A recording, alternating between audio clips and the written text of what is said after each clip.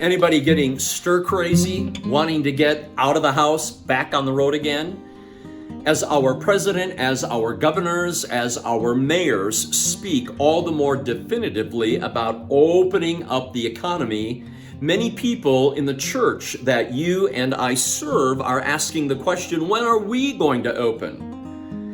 We need to, as elders, explore 4 essentials before we open the door of the church, before the light goes green.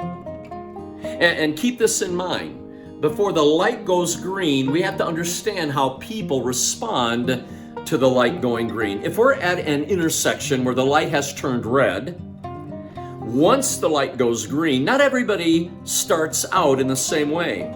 When the light turns green, some people might look left and right and make sure that the intersection is clear and nobody's going to be speeding into it from another direction. And once they see that it's clear, only then do they move forward cautiously. To the other end of the spectrum, somebody might, like me, have a manual transmission, a 6-speed, and we put that into first gear, we pop the clutch, and away we go. We are off and running as soon as that light turns green.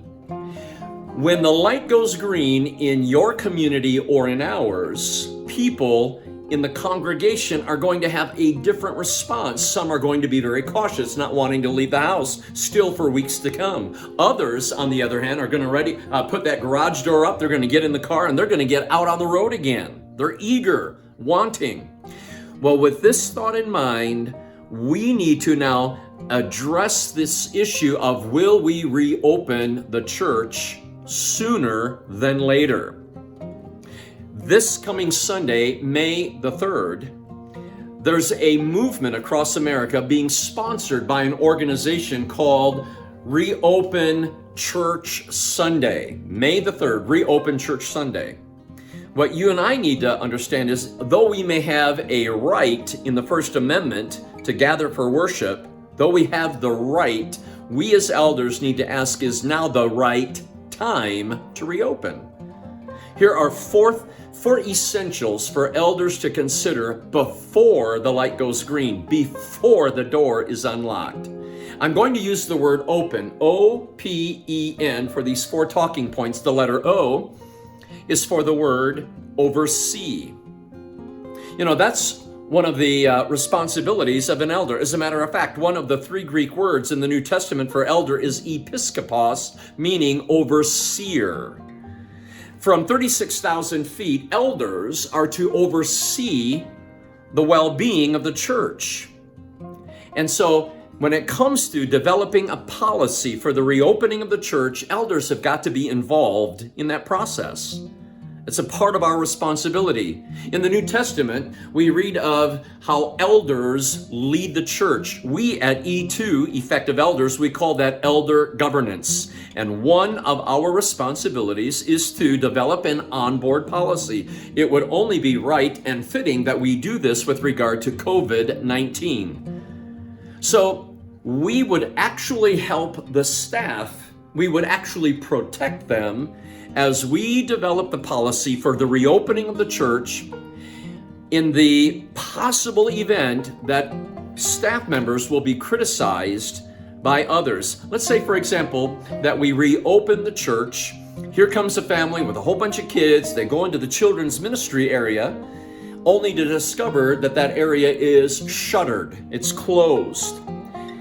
As they begin to criticize the staff members in that children's ministry team, those individuals, the staff members can say, hey, wait. Our elders gave us the directive that children's ministry is not to be open for 30 or 60 or 90 days. And you see, as elders, we deflect criticism. We take that upon ourselves. We deflect it away from the staff onto ourselves. And we need to remember that as elders, we lead the church. And when it comes to reopening the church, we establish the policy and we accept this significant moment of decision on behalf of the congregation. Harry Truman had a sign on his desk in the Oval Office that said, "The buck stops here." He did not declare with that sign that he was the ultimate party in charge. No, he was declaring, I am ultimately responsible for the well-being of the United States. And as elders, we are declaring we are ultimately responsible for the well-being of the local church. Now, when the light goes green, we want to have already, the letter P, have come up with a plan. Long before the church is opened, we need to develop a plan. And as elders, we can decide major elements of this and hand that off then to the staff and ask them to develop the particulars of that decision. Here's an example. We might decide as elders, hey, we're going to practice social distancing. And then we say to the staff, please lead us. Develop the elements of how we're going to practice social distancing in our worship venues. It could be that we're going to, as elders say, we're going to create a touch-free environment on the campus. So then we turn to the staff and say, would you please enable us to implement that? How will we observe the Lord's Supper? Not passing communion plates. How will we receive an offering? Not passing offering plates in this touch-free environment. How will we greet at the door in a touch-free environment? How will we hand out bulletins or pieces of literature? We would say to the staff, please implement this decision that we will be a touch-free environment for X number of months. It might be that we say to the staff, we would like volunteers to have a very brief but yet purposeful health check as these volunteers are arriving to serve on the weekend. Please develop perhaps a couple of questions of inquiry. During the last 48 hours, have you been feeling well? In recent days, have you exhibited any of the symptoms of COVID-19? We might ask the staff, do you think that we ought to get infrared thermometers to check the forehead temperature, non-touch, forehead temperature of any of our volunteers? So we develop elements, major elements of this policy or plan to reopen the church, and then we hand that off to the staff and we trust them with it. Using their leadership skills, they develop the particulars of each one of those major points that we have decided upon. And keep in mind, look ahead into the summer. Look ahead into the summer and think about summer camp, conferences, think about CIY, think about mission trips, think about vacation Bible school. What is it that we would like to say about those types of events in these upcoming months, and share that with the staff? So the letter O, oversee, the letter P, plan, the letter E, engage. Engage. As our president, our governors, our mayors engage us in conversation with all of their many news briefs, we need to do the same with our congregation. After all, they're asking the question, when are we going to open? When's my church going to open again? Elders must be engaged in communication with the congregation. We need to somehow share with them specifics as to when we will reopen, how we will do so, what are some of the major expectations that they can experience the moment they drive up. We need to tell them in advance that we will be a touch-free environment if that's the case. We need to let them know in advance that the nursery, children's ministry is not open for a time being. We need to communicate specifics and particular. We must communicate the why behind all of this. We must tell our congregation that we as elders want them to be in as safe an environment as possible, mitigating risk. Right now, think with me for a moment. One of those three Greek words again in the New Testament for elders happens to be the word poimen, which means shepherd. You and I, as shepherds of the flock, want to make sure that the people are safe. So that's got to be communicated as the why behind this plan. It's essential. You and I also want to use very common platforms, our church website, global email sent to everybody in the database. It might be that we as elders make a simple video like this and post it on the website. It could be that we even do snail mail, make a celebratory postcard that announces the grand reopening of the church, and we literally mail that, snail mail it to everybody in the database of the church. Communicate the plan long before the light goes green and the door flies open. Also keep in mind that an important part of that communication has to be this word unity.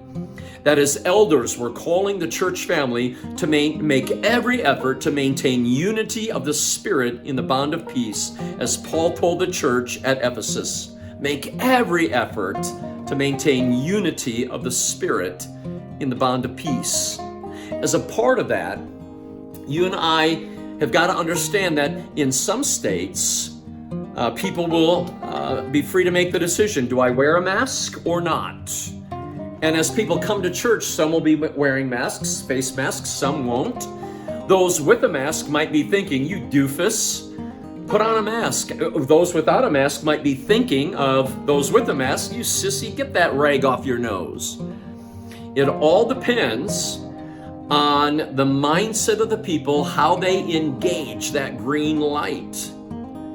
And what we need to do as elders is urge the entire family of God to be one, to be on the same page. You know, all of those people who say to us, oh, I'm a hugger, and they come to give us a, no, not for 90 days, you're not a hugger.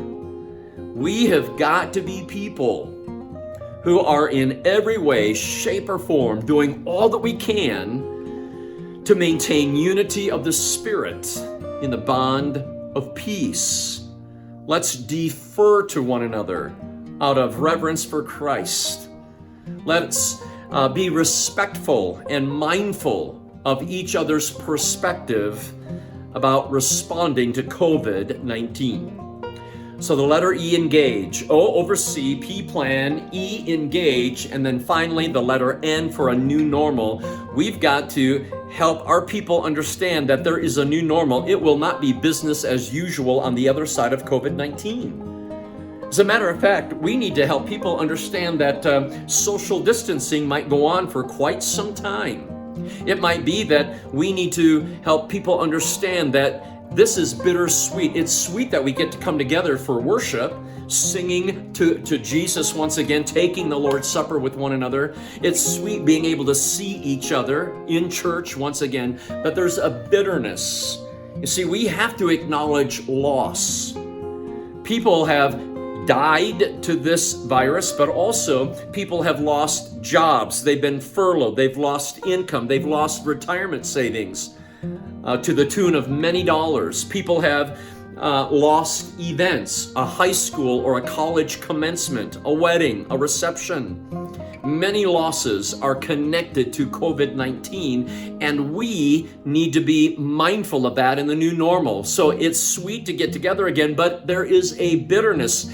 And if I'm a shepherd of the flock in the local church, I'm going to want to make sure that my church family is able to grieve, that perhaps during a service, a worship service, when we're first back together, that we take time to lament, that we would take one of the Psalms of lament and read through that in unison as a church family, that we sing a song calling for the comfort and the strength of God to be real in our lives, that one of the elders prays a powerful prayer of lament over the congregation as we seek God's strength for one more day in the midst of loss. You see, people in this new normal will be grieving, and they will be dealing with what you and I could call the fear factor.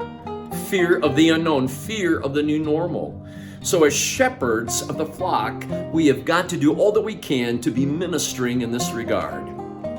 You know, the continent of Australia is shifting about 3 inches every year to the north and east, so National Geographic tells us. As a matter of fact, since 1994, Australia has shifted almost 5 feet. The tectonic plates beneath that continent are moving. And as a result, then, the people of Australia have had to adapt.